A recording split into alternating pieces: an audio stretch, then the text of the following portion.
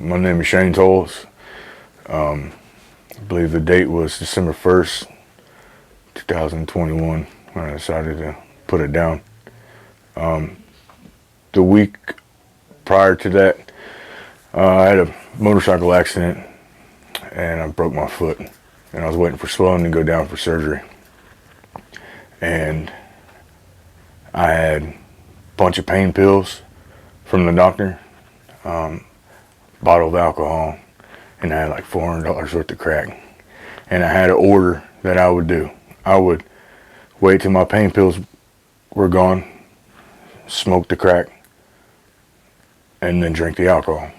And I just kept doing that, and doing that, and doing that, and I was going into nothing. You know, I seen nothing but stacked food that my mother would bring me and piss bottles on my bed. Oh, okay.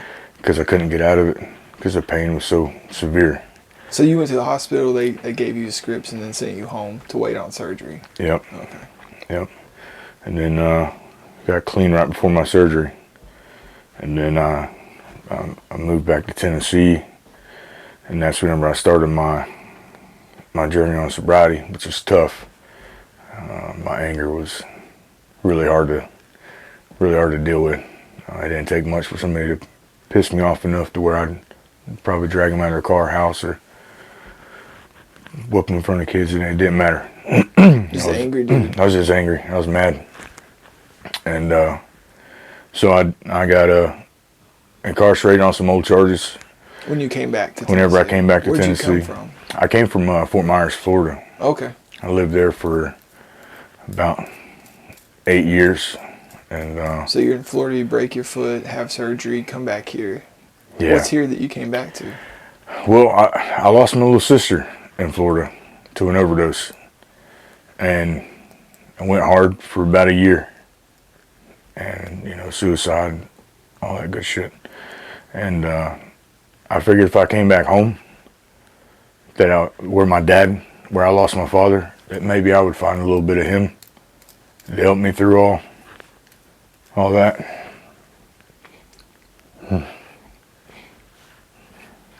What would you find? I felt just seeing all the childhood memories I had with my little sister, and I just decided that this is where it started. This is where my addiction started, and this is where I wanted to end it. So it's what I've been doing so far. I got arrested from charges from 2009 and 2014, and then I did a year, and I made parole. And I was shocked I made parole, and the first thing on my mind was I want to drink. I earned a drink. I've been incarcerated for a year. I want to drink. And then I realized in my mind that if I get drunk, I will get high. It's just who I am. If I start that cycle, it would take day one. Yeah. Day one, if I got that drunk, I'd be knocking on somebody's door that I knew from who knows how long to find me drugs. I was aggressive with it, you know. And then, so I got back a hold of my parole officer and said that it's either I get into a recovery, sober living house, or you can revoke my parole. And I was just sitting here. Because how did they respond to that? They gave me an option. They were still trying to put me on a couch. They said, if you could find a couch anywhere, we'll let you out. So I kept trying to get a hold of Oxford's. Then they said they don't do Oxford's, but they're willing to put me on some random person's couch. And then I heard of this place called Recovery Resource. I had an interview with Tabitha like 2 weeks later, and then it took me like 2.5 months to get out after that. Was waiting on a bed. I don't know if I was waiting on a bed or if it was just the parole officer. But whenever I did get out, you want to talk about nervous, you know, because you can actually walk the walk by your own standards, or you can walk the walk by standards people hold upon you. And I was nervous about that. About the other people's About the other standards. people's standards that they would have for me, you know, and it's a little hard for me sometimes because this is the longest place I've ever sat, ever. I've never ever been in a place longer than 3 months, and that's usually at my mother's house or on a fishing boat, you Or know, in jail. or in jail. Never. I didn't want to sit for that long. Even I still struggle to this day with fishing seasons coming up, and my body just gets excited, and I know I can't go because of everything that's on those boats, and you know, it just sucks to give up something that you love. For But right it's now. for right now. But it's difficult sometimes. Oh, yeah. You got too much rabbit in your blood. Yeah. Yeah. So you get out. The day you get out, who picks you up? Nobody.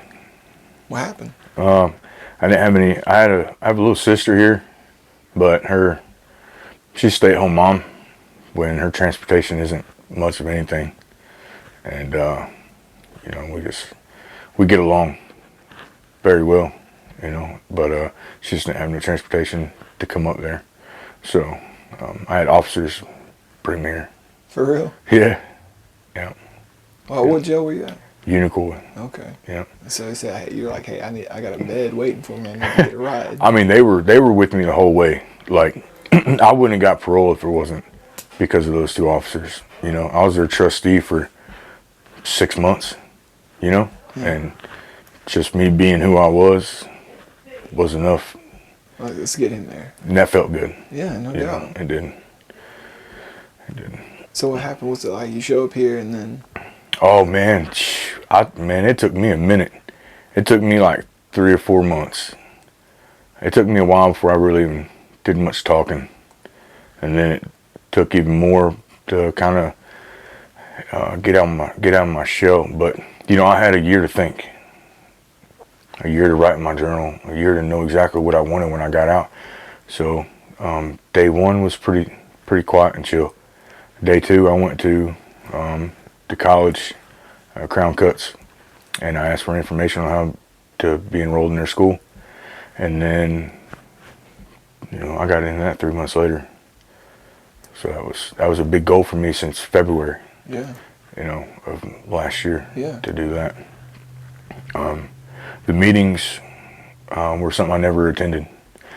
I attended meetings before, okay, and then I never knew what a sponsor was. I didn't know.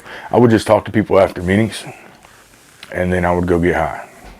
Yes. I'd get twice as high after somebody's trying to tell me not to get high. And, you know, I'm not somebody that can do a lot of drugs. I'm somebody that can do just a little bit and be fucking gone. And they'd be like, God, how much did you do? I'm like, I still got it. And they're like, Jesus Christ, you don't need to be doing this, you know? Yeah. And then, It's dangerous. yeah. Yeah. Yeah. But also, it saves some money too. Yeah. I mean, it was that, yeah. It was rough. But so whenever I got into these meetings, I knew I had a problem with social anxiety. I knew I had a problem with getting to know people, getting to meet people. Even though I can read people pretty well, I'm pretty good at not judge a character, but I can pretty much tell what kind of person you are by the way you dress, the way your hair is, the way you look at others. Just certain things I'm very Empathic. in tuned Yeah. on how other people act, because I've just had to be like that with people my entire life, because I didn't know anybody else ever around because I traveled so much. But I would always pick somebody to talk to, and they were usually fucking drug addicts. You know what I mean? Yeah. But so I would speak at every meeting. I spoke at every meeting for the first 60 days of any meeting that I attended, just because I would shake. I would almost cry the second I tried to talk, and just everything was very overwhelming, and I wanted to get rid of it. I didn't want it no more. I was done with it. So It's like your idea of like combating these fears or things like beliefs you have, or like exposure therapy or something. Like do more of it. Okay. yeah, that was that was pretty cool. It gave me a lot of good feelings in those moments. And I guess now I've been in the house and where I've been in recovery for about 8 months, and I don't know if it's a wall that I'm hitting or if it's a boost that I'm needing. You know, my my want is starting to die. You know, but the second I try to kill it, it comes right back. It's freaking weird, man. It is like it could have a lot to do with certain things. Me not feeling like I'm good enough to do things because I feel like I'll end up screwing it up or running away from it like I used to do. So, but I still have the confidence in myself to do it and to still meet people. My communication skills with people nowadays it's hilarious. Like I can make people that I just met laugh, like in the first conversation we'll ever have, you know, and that's fun. You know, and I'm learning that I'm pretty good at also being there for people. You know, when you don't have anybody there for you, and you get clean, for me, it just makes me want to be there for people so much more. And a lot of people are resilient with it, but back in the back of their mind, they know Shane. I can call Shane. Yeah. You know, and you know, this is all there is to it. You know? Seems like you feel like community's a big asset for you. I can't grow.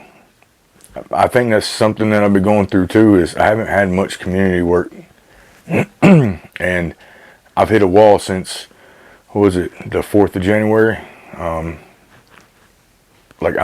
I have to be a part of something that's for a good cause, or just helping somebody, because that brings me happiness. It brings me my drive in life to even do my own stuff. It has nothing to do with what I want to do in life, but that interaction with helping somebody, and like they try to give you money, it's like I don't want your money. This is just me helping you. You know, that's what it's about. You know, you're right. Communities, everything, children, mothers, you know, struggling fathers, all of it. Yeah. You know? That's where you're finding your purpose at these days? Yeah. Yeah. That's where I'm trying to keep most of my clientele. Okay. I'm not looking to make a lot of money. You talking about barber? In my barber, I'm also going for cosmetology after the barbering, because I know the struggle for women. The struggle for women is twice as much as it is for men, in my opinion. You know, it's harder for them to pull themselves out, and it takes a little bit more to keep them up than it does a man.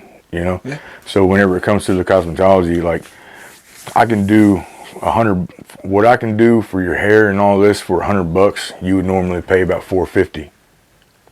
You know, yeah. And it's all about making somebody feel beautiful, man. And a guy's haircut, a guy, you know, most of the time already feels good when he comes in, but he feels even better when he walks out. And it's not even a haircut. You can give a crappy haircut, but have an amazing conversation with somebody, and that's my barber. That's who I want to see. You know, it could be not such a good haircut, and the color could be faded a little bit when you're done, but had great conversation. He took good care of me, and he wanted to be a part of whatever is going on in my life.